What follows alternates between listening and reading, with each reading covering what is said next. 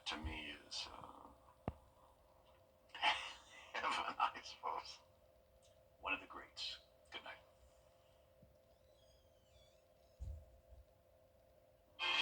It's mostly dry out there, but we do have one strong storm happening now over in Aiken County. A lot of lightning near New Ellington. I'll have more details coming up. Right now on News Channel 6 and 7, a new bill in South Carolina aims for more severe punishment for those who provide illegal drugs that result in someone's death. And dozens of people voicing their opposition to the Trump administration's move to reduce the size of the government's footprint and how it's being done. We'll hear from them as your news starts now. Live from Television Park, this is WJBF News Channel 6 at 7. Good evening, everyone. Thanks so much for joining us. I'm Dee Griffin. A bill passed in the South Carolina Senate would hold dealers accountable for fentanyl overdoses. Caroline Yaffa shows us what repercussions they could face. The Senate unanimously passed the fentanyl-induced homicide bill with no hesitation. All those in favor, please say aye. Any opposed? Ayes have it. The Senate bill would mean homicide charges could be filed against anyone who knowingly provides fentanyl, which leads to a death.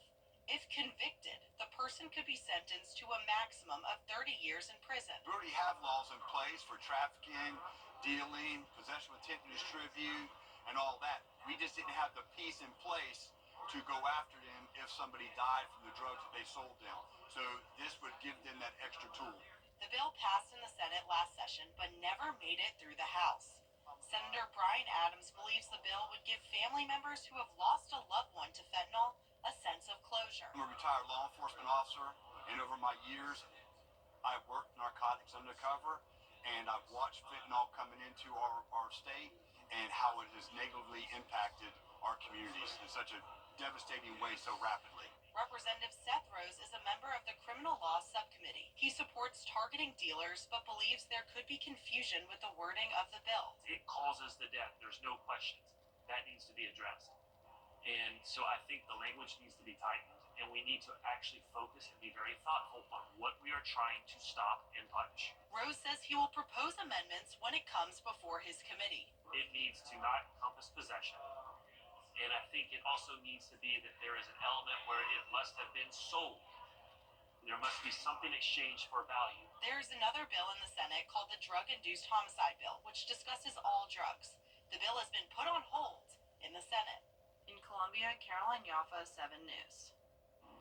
Tort reform is one of Georgia Governor Brian Kemp's top priorities this legislative session.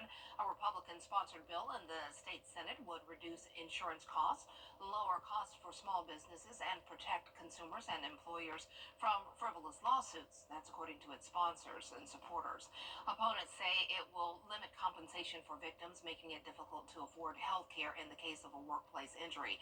And they say it would give more power to insurance companies. We're hoping to be able to put some common sense reform into the judicial system, balance the scales of justice, still protect the innocents and protect the victims that are going into these courtroom trials and getting huge verdicts that are just unfair and out of balance. Another bill that regulates third-party litigation financing practices in Georgia passed the Senate this afternoon. Time now for our first check of our forecast with Chief Meteorologist Jennifer Portracci, and it was a nice day outside. I ran out between newscasts, and it was sprinkling.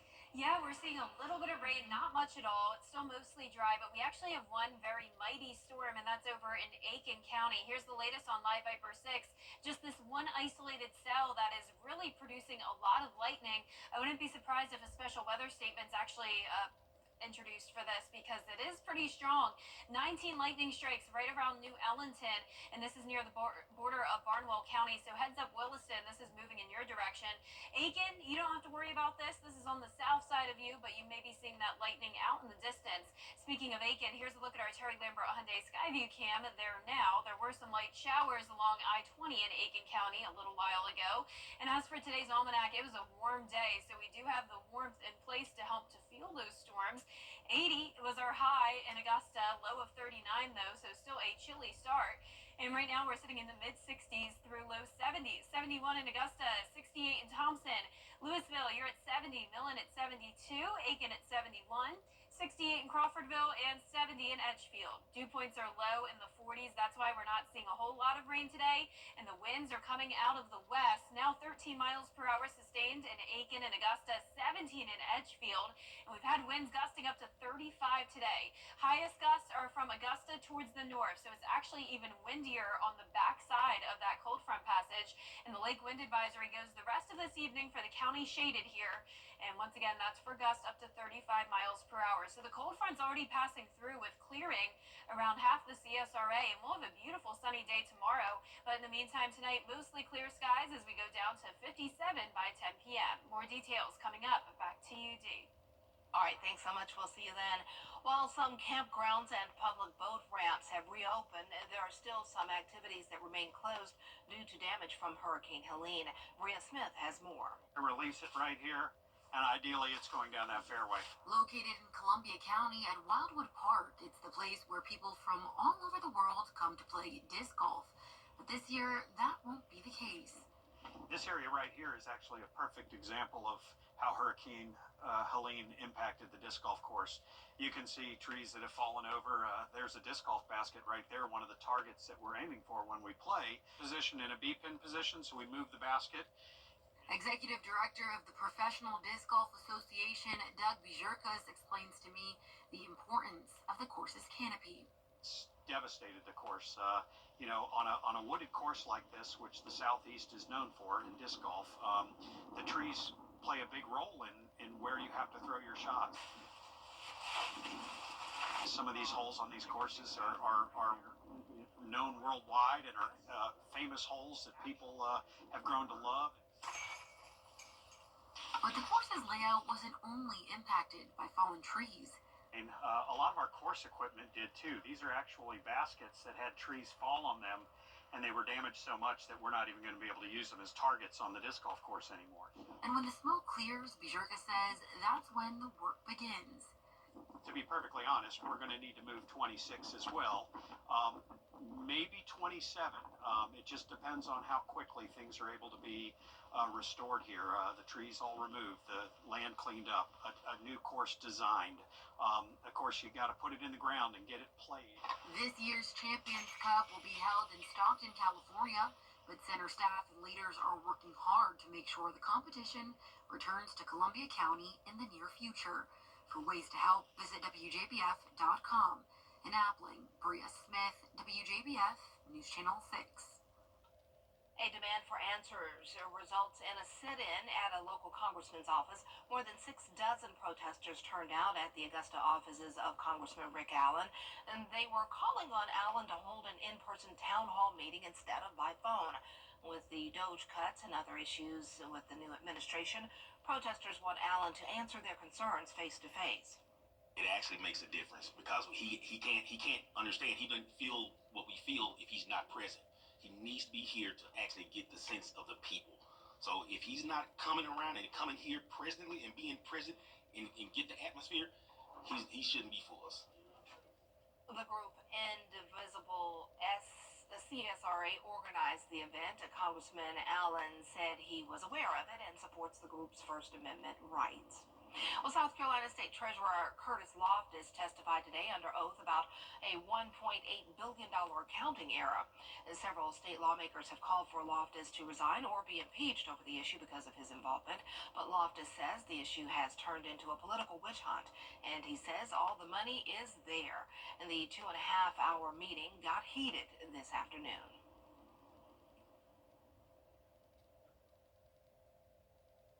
This is serious business. This Senate ought to be ashamed.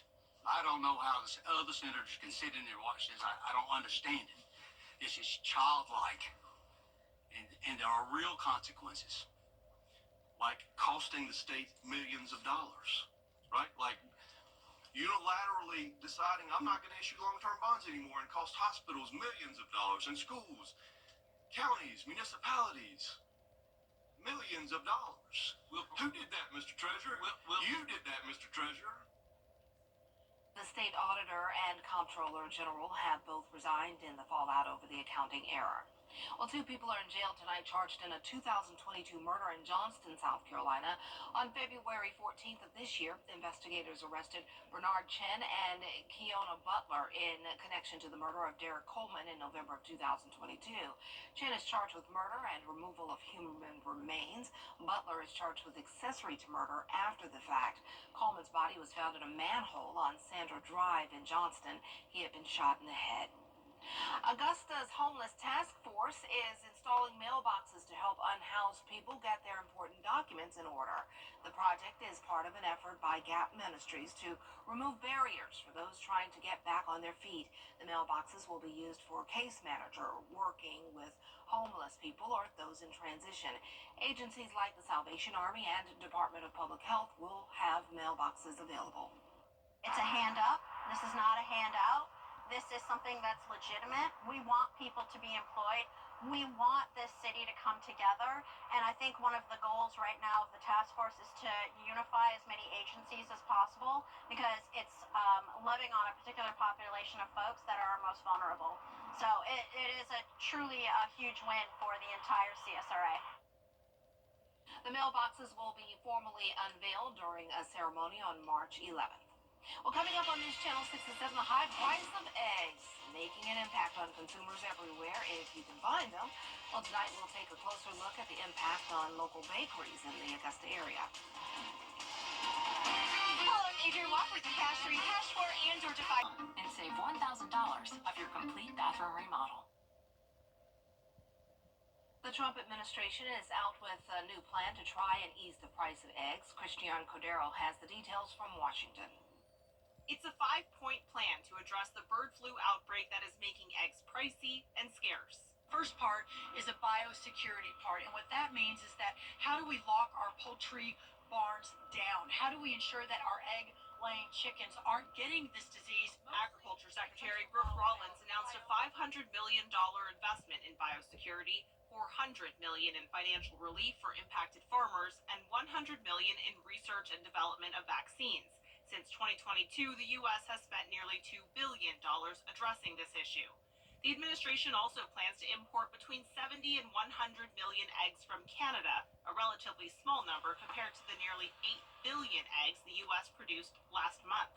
More than half of all eggs already imported to the U.S. come from Canada. But President Trump says 25% tariffs on goods from Canada will go into effect next Tuesday. That will mean even higher costs for egg importers. To limit the spread of the bird flu outbreak, some 19 million egg-laying chickens were killed last month, the worst yet for egg farmers. The tighter supply has led to a spike in egg prices, now averaging nearly $5 per dozen, hitting grocery stores and restaurants. We're not talking about a simple commodity where the market's clear immediately and you just have to pass on the full price increase. So restaurants may be taking a hit to their margins in order to not pass on the full price increase. It's left Ferrara Bakery's Ernest Lepore searching for ways to not raise prices. He's taking lessons from his grandparents who kept the business going through the Great Depression by making sure nothing goes to waste. As we go to Easter, I'm going to be making at the last minute not to waste an egg because there can't be any left over. One of the big questions is how to deal with birds once the flu has been detected. The U.S. requires eliminating the entire flock to stop the spread, but it can take 9 months to repopulate. Christian Cordero, ABC News, Washington. The high price of eggs is hitting home for some of your favorite local eateries. Bakers are having to find new ways around the price increase. Eggs are vital in the bakery when making the sweets, causing some places to either eat the cost or raise their prices. First opened, 5 dozen eggs, 60 eggs was around $5, $6. And over the last couple of months, it's fluctuated. Over the last year, it's fluctuated. Right now, 5 dozen eggs, even just at your local Walmart or Kroger, is almost $30. Bakers say they hope customers will continue to support small businesses during the price increase. It's mostly dry, but we have this one really strong storm that impacted New Ellington first, and now it's into Barnwell County, right over Williston and Elko. I'll have more details in your full Viper 6 forecast right after this break. Hi, I'm Jennifer Tyner with Goodwill Industries of Middle Georgia and the CSRA. If you know an amazing woman who deserves to be honored. Nominate her today at WJBF.com. I'm Phyllis Salazar with First Community Bank. It's very personal. You're in our hometown. We want to bank you. We want to know you. We want to be part of your financial decisions, and we make those decisions locally. And so it's important that we are loaning money to the people that are in our community. It starts with a conversation. I need to understand, what are your needs today? What are your needs tomorrow? We are willing to listen. We're willing to explore ideas, and we make it happen. Give me a call. Let's set up an appointment. We can get it figured out. The prices are rolled back. 30 on News Channel 6. Now, your most accurate forecast with WJBF Live 5 or 6. Welcome back. Look how dry it is here in the CSRA, and then all of a sudden, there we go. Some storms are firing up, and just like I mentioned yesterday, we had all the warm air in place today, so even though we don't have a lot of moisture around, any storms that do pop up are able to get pretty strong with all the instability we have here in the CSRA, and that's exactly what's happening along the border of Aiken and Barnwell County. So this started out in New Ellington, now it's right over Williston and Elko. Stay inside if you are in this far northeastern corner of Barnwell County. A dangerous storm, even though it's not severe. This is just a lot of lightning and brief heavy rain. Barnwell, this is staying to the north of you, so you don't have to worry about it, but you do have a light shower over you, and you may be seeing that lightning out in the distance. Another area of heavy rain near Jackson in Aiken County. We'll be watching this one to see if that gains any momentum. And then a few more showers peppered about into Burke County. So not too bad by any means, but we'll be watching it the rest of this evening. It's nice and dry here in Swainsboro. This is our Terry Lambert Hyundai Skyview Cam. A windy evening, 71 degrees, northwest wind of 13 miles per hour. Still mostly cloudy out there, but we'll be clearing overnight. You can already see the clear sky icon here in Washington where it's cooler. So that cold front has passed through some of our counties, and temperatures are beginning to fall behind it. So there's the cold front on satellite and radar. High pressure taking over as we go into the end of February tomorrow. And because of the high pressure, we're going to have very dry air Friday through Saturday with a fire danger statement in place. So even though we have those controlled burns going on, you don't want to burn outside because any fires that you may start can easily spread with the gusty winds that we'll be seeing on Saturday as well, and all of the low humidity. Our lows tonight will be in the low 40s, mostly clear skies and breezy. Highs tomorrow back to around average, upper 60s to around 70 at the warmest. Here's your day planner. Abundant sunshine with lighter winds out of the northwest. And as for this weekend, it's up and down temperatures. Saturday looks better if you like the warmer weather. That's the day I'm personally going to be outside a lot. Now on Sunday, you can still go outside and enjoy the sunshine, but you may want a light jacket with you as we'll only be topping off in the upper 50s. Now next week, a severe weather setup from Tuesday through Wednesday across the deep south. Wednesday will be the day we'll have to watch. It looks to be in the afternoon into the early evening hours at this point. Still opportunity for this to change, but as of now, the Storm Prediction Center has already placed us under a 15% probability of severe storms, so that'll be March 5th. And a reminder that next week is our severe weather preparedness week, and statewide tornado drill will happen next Wednesday at 9 a.m. for the state of South Carolina. All of the WJBF weather team will have informative videos on how you can prepare for spring severe weather season. So next Wednesday, that's a 70% chance of rain and storms. It's going to get warm again. So we have the brief cool down, upper 50s through low 60s Sunday into Monday, and then we warm up the middle of next week, then we cool down again. So those temperatures are going up and down a bit, but still no major cool down. So 60s and 70s each day. All right, not bad at all. Yeah. Can't complain. Thanks so much. We'll still have the bizarre circumstances surrounding the death of iconic actor Gene Hackman and his wife, and we look back on his life and legacy. Stay with us.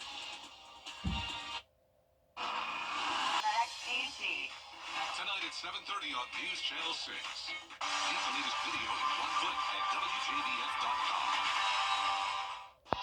Honoring Black History, sponsored by Kimberly Clark. Weather headlines on News Channel 6, brought to you by Hickson Roofing. Hollywood actor Gene Hackman and his wife found dead inside their New Mexico home. According to a search warrant, the couple had their dog and they were found under suspicious circumstances. The investigation unfolding as Hollywood is now remembering the Oscar-winning actor. Melissa Don has the latest. An An investigation into the mysterious deaths of legendary actor Gene Hackman and his wife, classical pianist Betsy Arakawa. Police say a maintenance worker had gone to the couple's New Mexico home and found the front door open, but there were no signs of forced entry. I think we just found one deceased person inside the house. According to a search warrant, sheriff's deputies found Hackman on the floor in a mudroom, Arakawa in a bathroom with an opened prescription bottle and pills scattered. One of their dogs was found dead about 10 feet away. 2 other dogs were found alive, one in the home, one outside. Police saying the bodies showed no signs of trauma, but the search warrant saying their deaths were suspicious enough for a thorough search and investigation. The Santa Fe City Fire Department didn't detect any carbon monoxide, but police say the bodies appear to have been there for some time, and any CO that may have been there could have dissipated. There was no indication of a struggle. There was no indication of anything that was missing from the home or disturbed.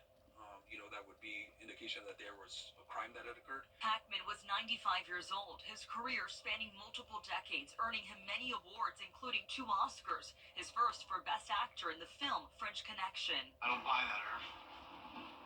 The stuff is in that car. He also stood out as Lex Luthor in Superman and a beloved basketball coach in Hoosiers. If you put your effort and concentration into playing to your potential, to be the best that you can be. He had that presence that filled up every inch of the screen. So the minute Gene Hackman came into a scene, your eyes were drawn to him.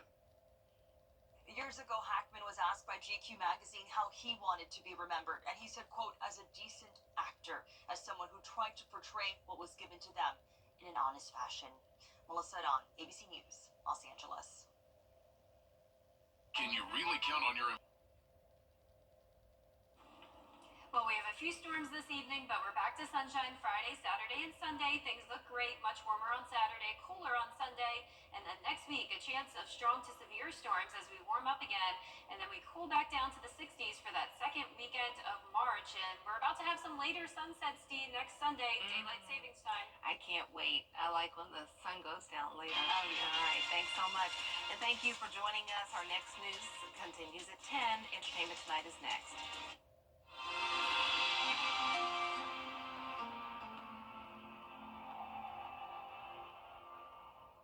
Get a new Tacoma.